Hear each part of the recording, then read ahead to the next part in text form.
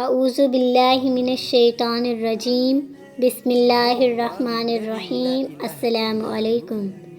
پچھلی قوموں کی طرح قوم شعیب میں بھی مشرکانہ رسم و عقائد کا دور دورہ تھا۔ حضرت شعیب نے پہلے انہیں توحید کی دعوت دی، پھر ان کی حرکتوں پر انہیں متنبہ کیا، اے میری قوم، اللہ ہی کی عبادت کرو، اس کے سوا تمہارا کوئی معبود نہیں۔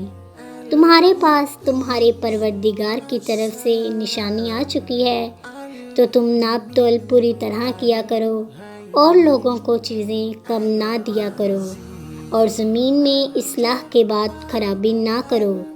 اگر تم صاحب ایمان ہو تو سمجھ لو کہ یہ بات تمہارے حق میں بہتر ہے، اور ہر راستے پر مت بیٹھا کرو۔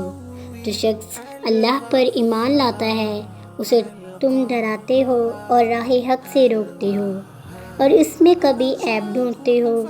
اور یاد کرو جب کہ تم بہت تھوڑے تھے، پھر اللہ تعالیٰ نے تم کو کثیر کر دیا، اور دیکھو کیا ہوا انجام فساد کرنے والوں کا۔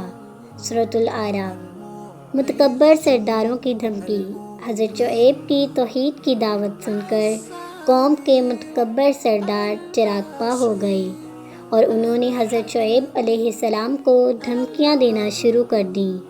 اللہ تعالیٰ فرماتے ہیں کہ ان کی قوم کے متکبر سرداروں نے کہا، اے شعیب، ہم تم کو اور تمہارے ساتھ ایمان لانے والوں کو اپنی بستی سے باہر نکال دیں گے، ورنہ تم سب کو ہمارے مذہب پر واپس آنا پڑے گا۔ سورۃ الاعراف۔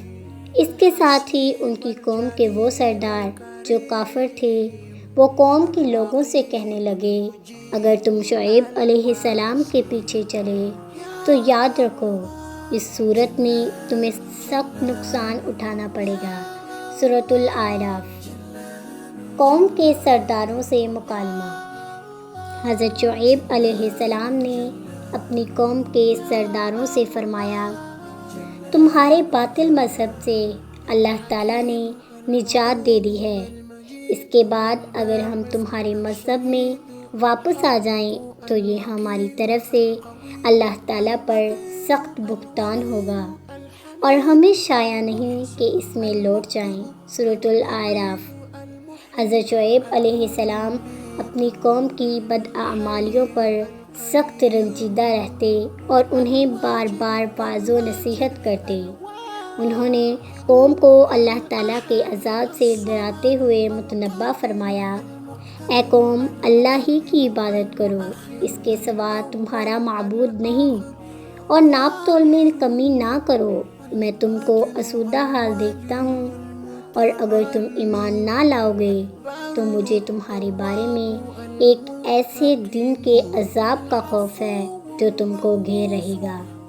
سورۃ ہود۔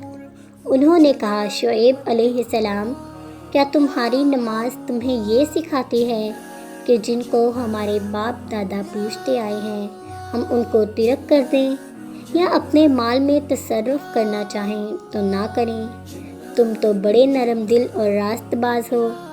حضرت شعیب علیہ السلام نے جواب دیا، اے قوم، اگر تو دیکھے کہ میں اپنے پروردگار کی طرف سے روشن دلیل پر ہوں، اور میں نہیں چاہتا کہ جس امر سے میں تمہیں منع کروں خود اس کو کرنے لگوں، میں تو جہاں تک مجھ سے ہو سکے تمہارے معاملات کی اصلاح چاہتا ہوں، اور مجھے توفیق ملنا اللہ ہی کے فضل سے ہے، میں اس پر بھروسہ رکھتا ہوں اور اسی کی طرف رجوع کرتا ہوں۔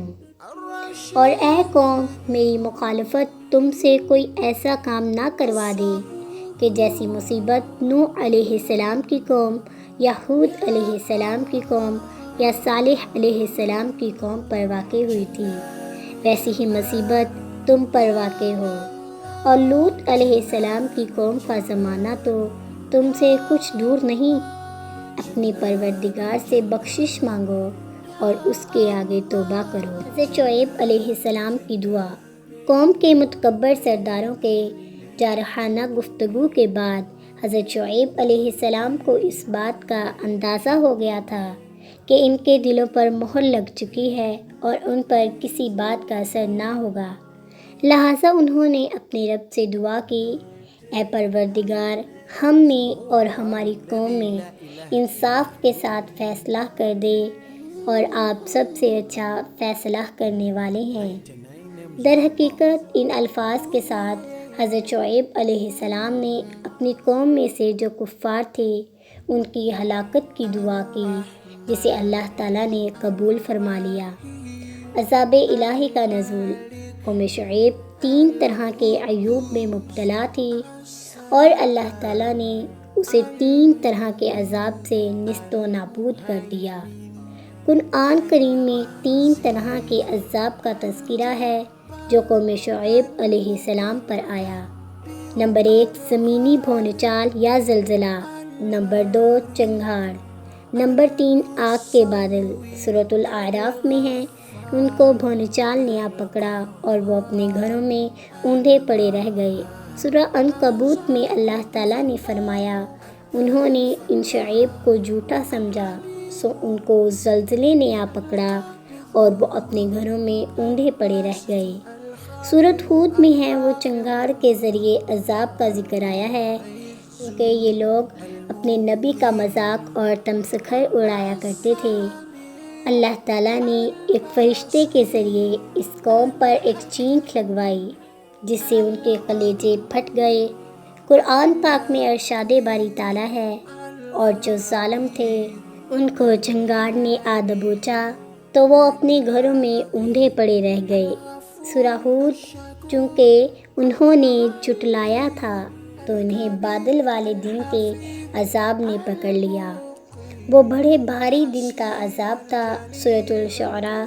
علامہ ابن کثیر رحمۃ اللہ علیہ فرماتے ہیں کہ اللہ تعالیٰ نے ان پر پہلے تو سخت گرمی مسلط فرمائی اور 7 دن مسلسل ان پر ہوا بند رکھی، جس کی وجہ سے پانی اور سایہ بھی ان کی گرمی نہ کم کر سکا، اور نہ ہی درختوں کے جھنڈ کام آئے۔